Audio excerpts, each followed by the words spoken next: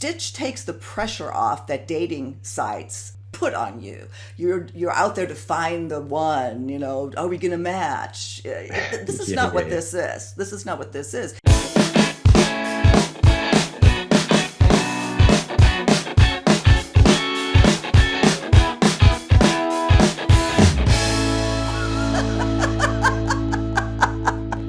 Thank you so much for joining us today on Second Act TV. I'm so happy to welcome back the CEO and founder of Stitch.net, Andrew Dowling, all the way from Australia. Andrew, thank you so much for joining me again. Thanks for having me, Silky. I've come so far. No, it's the wonders of modern technology. We can talk from anywhere, but it's great to see you again. It's great to see you again. I have such a special place in my heart for you, and I'll explain to our audience why. Stitch.net is a community, and you'll talk more about this, for people over 50 to find companionship, along with romance, or maybe somewhere in between. This was your brainchild, and it's really, it's taken off, and it's just wonderful. One of the things that we love about the couple of interviews I've done with you, one pre-pandemic, one in the middle of the pandemic, was also we've had a lot of people who've been viewers of Second Act come along and join the community as a result. So it's I was just going to say the love goes straight back to you as well. Well, thank you, Andrew. And I love hearing that, because I think that our viewers, and we have a lot more now, since the last time we spoke, this is what they're looking for. So many are looking for this. They're sick and tired of dating sites. They want to connect organically or on a platform that's a little more friendly and welcoming than what they're used to. So let's talk about that again. You just mentioned the last time we talked was during the pandemic. Lots of things have changed. Tell me what's new at Stitch. So many things. Yeah. So, for those who may not have seen the previous interviews or so on, as you say, Stitch it's a community first and foremost. And we really try to send that message that, yes, we have a software platform, obviously, because that's how people find out what's happening in their area or interest groups or meeting people nearby or so on. But it's not about the software. It's not about the platform. It's about the people and the sense of community.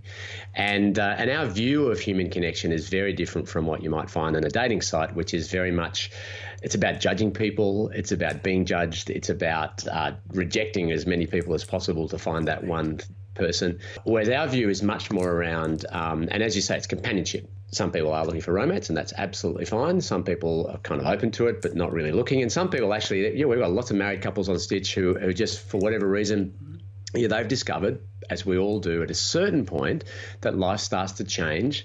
In fact, your whole website, it's all about it. Second Act, It's like, hang on, I've done all this stuff, but things are different now. What am I going to do? Am I looking for a sense of purpose? I'm looking for new activities, new interests, new friends, new whatever it happens to be. And actually, our perspective is that everyone needs that at some point. They might not know it yet, but they're going to need it. So that's what Stitch is all about. Exactly. And what drew me to you, to begin with, is that Stitch takes the pressure off that dating sites put on you. You're out there to find the one, are we going to match? This is not what this is. This is not what this is. It is about companionship, and there's various ways of entry that are so much less intimidating than anything that happens on the dating sites. Talk to me about that. How does somebody join? How does that work? Yeah, so we start with the premise of, okay, well, what enriches our lives when we want to meet people? And sure, meeting someone one-on-one that's fine. Some people look for that. But more often than not, people are looking just to do things or find people with similar interests or join interest groups or have a discussion. So within the Stitch, when you sign up to Stitch, and we have, like any website, you create a profile, but we have a very big focus on safety and security. So we've got a verification, so everyone's verified before they can communicate. But then you'll see there are events and activities, interest groups, discussions. They're really the things that drive the community activity. You can look at all the people who are in your area and send a message. But, we've actually found it remarkably, we get so many people signing up, and they do the easy part, which is, well, I can put him up my profile, I can get myself verified. But the hard part is actually taking that first step and overcoming that social anxiety that they might have, or that social inertia about, oh, I've got to meet new people. And I'm a bit of an extrovert, so I had underestimated how challenging that was for a lot of people. And particularly if they've been, maybe a bit isolated for some time. So we have examples where someone had to look after, they were a carer for their mum for 5 years. And as a result, it just sucked everything out of them. They lost connections. They moved home, moved locations, and so on. And then they're finding they're finally coming back into the real world going, I've got to start from scratch. So it's really, that's not everybody, but the thing that we learned is a lot of people are starting from it's been a while since they've done something, and joining a group where you know most people, but there's someone new, that's great. But if you have to join something where you know nobody, it can be intimidating at first. So we've been doing a lot of work to understand really the psychology of what are the barriers that people face when they have to create those new social connections. And when we help them get over that, then they become part of the community. They enrich their lives, and a lot of them tell them they've got a renewed sense of purpose. And you were talking about dating, and quite a few of them do find romance. But as I say, that's a part of companionship, but it's only a part. There's so many other forms of companionship that we think are really, really worthwhile and important. One of the things I want to clarify, which again I find so interesting, that I think originally, and correct me if I'm wrong, but you founded Stitch to get people to meet organically, get them off the internet and meet up in groups. And of course, COVID threw a big wrench into that that business or that model of meeting. But I think, and again, correct me if I'm wrong, by being forced to now come up with digital interaction or internet interaction, that whole side of it really progressed even more to where now you're in a better position to go into the real world and build groups again. You're actually helping people now do that, where at first you wanted the members, to take the impetus. Now you're helping with that, right? So we were always focused on, hey, get offline. Like, we have an online platform, but we're using it as a way to get active in the real world. Mm-hmm. But when COVID came along, clearly that was not an option for anybody. But also we found that there is a real role for the online stuff if it's a pathway to a real human connection. Mm-hmm. So it can. So we found that we introduced the virtual activities and Zoom events, and it's unbelievable the variety. They have these card games or poetry nights or philosophy discussions or I was showing you just the other day, and I was surprised because some of them was like, I didn't even thought about this stuff. Mm-hmm. So there's all this great variety that happens with the virtual events, and what's good about virtual is you can be anywhere and you can meet someone in a different city. So it's more about connecting around the interest rather than just your location. But what we found really interesting was people who'd been to something virtually were much more likely then to do something in person, because they felt, joining a Zoom call is kind of a low-stressed way of entry into the community. Right. But once they've met a few people, they realised, these are people just like me. One example someone gave me just the other day, they were driving 45 minutes to get to the other side of the city to meet for an event. Now, they'd met this person at a virtual event, so they knew they were a person, so they had a connection, and so it seemed reasonable. Yeah, of course I drive 45 minutes. There's no way on earth they were going to drive 45 minutes to meet a complete stranger because they were too anxious. So it's just an example of where the virtual stuff can really, really help the real world. And then the thing you did mention that we've done more recently is we found, because Stitch does rely on this idea that everybody in the community has things they would like to do, they just don't have maybe people to do them with. So we've always had this idea that members can just suggest something. Mm-hmm. And the suggestion turns into an activity that other people say, I'd like to do that, and away we go. But we found that a lot of people will tell us that they want to do something, but they don't necessarily want to put themselves out there as the organizer or it's that social anxiety. Right. So a few months ago, we introduced this idea where Stitch will organize it for them. So, if you join, doesn't matter where you are, you might sign up in, Cleveland and we've got hundreds of members in the area, but maybe there's not a lot of activity just happening right now. Mm-hmm. you can just say to us, well, I'd really like there to be a coffee get together or a walk or, you just tell us, we'll organise it and we'll send all the invitations and organise the people to turn up. And we've found that's been a really big driver of increasing in-person activities in our new communities in, cities all over the US, all over the world. Yeah, I think that's fabulous. So if somebody's listening and oh God, I want to do this. Obviously they would first join. What if there aren't members nearby, but they really will you help with that? Yeah. So number one, there will be members nearby. Like we guarantee there's almost, even in small towns, there's people near them. So if all they need to do is go to stitch.net, they create a profile, and then they will get to see, they go to the members page and they can see, there's profiles of members in my area. Absolutely fine. They'll also see a bunch of what we call community champions who are willing to welcome them and help out and so they can send them a message if they want to, but they can also then check out if there are there groups and activities in my area. If they would like to suggest something, they can do it. If they would like Stitch to do it, they can reach out to us and we'll organise it for them. But the one thing that we've seen again and again, it's about the communities.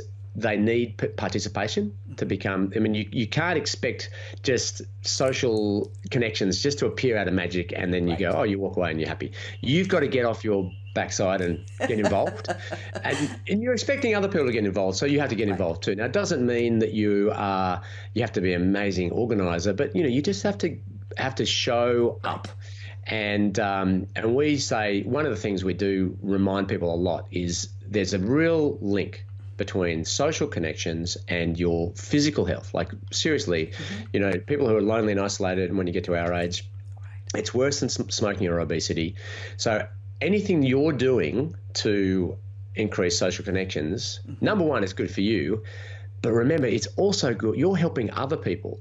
So if you show up to someone's event, you're helping save their life, essentially. You show up, you're helping yourself. Yeah. But the one thing that we really get people to understand is it's not just about you. It's about all the other people. And together we create this community where you're enriching everyone's lives. And that then, once it gets to that certain kind of critical mass in a particular town or city, it starts to feed on itself and grow organically because people are realizing, wow, I'm transforming not just my own life, but other people, and they invite people along, and it just grows from there. So it's often the most difficult thing is to start in a new town where we might have, 100, 200, 600 people, but someone's waiting for it to get started. And all you need to do is just tell us what you'd like to have happen, and we can get involved to make it happen, because that's what we see. All we need to do is help with the beginning, and once it's up and running, it gets going. Yeah. See, I love for our viewers to leave comments, leave your questions. You're very accessible, aren't you? Yeah. As well as the members. Absolutely. So I spend most of my time answering questions for members. I will host events, and anyone who joins, actually, they will see I run a couple of events per month just to welcome new members, answer questions. We get existing members to come along, and that's where I'll always say, look, just come along to one of my events if you're worried. You could, it doesn't cost you anything, and you can meet a few people and you can see what it's all about. Yeah. Now, are you talking virtually now or in person? Yeah, so those are virtual. I run the virtual events, so they will be from all over the country, all over the world. I run them on different times to meet different time zones, but that's a very easy way of saying, coming along, just learning, asking questions. You don't have to do very much to be able to come to one of those events. And see, I love that. I'm sorry, I didn't mean to interrupt you, but I think that's important. I like that virtual aspect of it, because I know that when we do our dating shows and that sort of thing, we encourage people to do first FaceTime, or to where you have an interaction that's virtual. That's a lot easier, and if it doesn't go good, you just I'm out of here. That's right.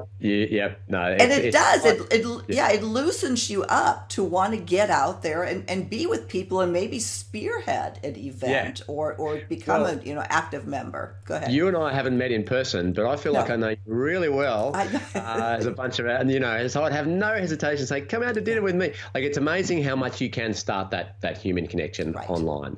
Right. We don't want people to live online, but it is a great start. You just said we feel like we know each other. I do. I feel like I know you, and there's just something so heartwarming about you. I'm going to link to your website and the article you wrote about Stitch, where that again explains it. Your videos there as well, and I think you'll get a feel for what I'm talking about with Andrew. Even in your writing, you come across as so authentic. And I also want to clarify this: you and I, we do not have a business affiliate. No. I know I'm sounding No. like an influencer. This is nothing. Yeah. I'm just excited about your platform. You are right, actually. I think it's because I really love the emphasis of Second Act because of why you're doing what you're doing. I think there's a lot of overlap there in terms of enriching lives. And personally, Stitch is my second act in the sense that, I had my corporate career and stuff like that. But I really want to do something that makes a positive difference. And the more that I've done it, the more it's enriched my life and helped me. Like, COVID was really, really tough for so many reasons.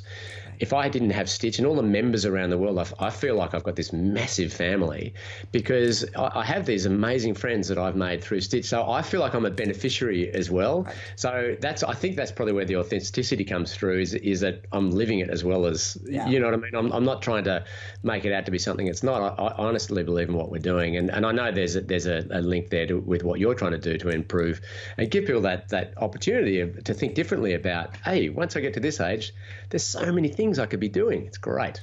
Yeah, exactly. Well, and why there is that emphasis, that drive to get together in person. Again, if you're for those people who might be homebound, who I mean, over 50, there's so many stories where you really can't get out.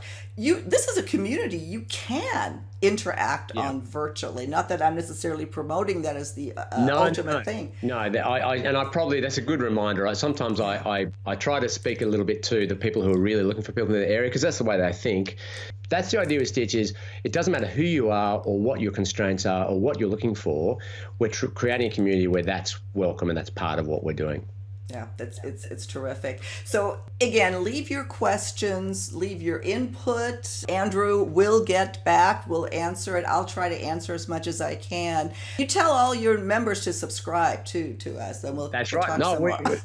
I don't know if you're aware, but every time we do one of these interviews, we let all our members know, so they all watch. Yeah. That's terrific. Andrew, thank you so much for joining me again. It's always a pleasure to speak with you. I want us to stay in touch. I want to keep getting the word out on this because it is so important what you've created. So thank you again, and we'll talk to you again. And we'll talk to you again soon on Second Act TV.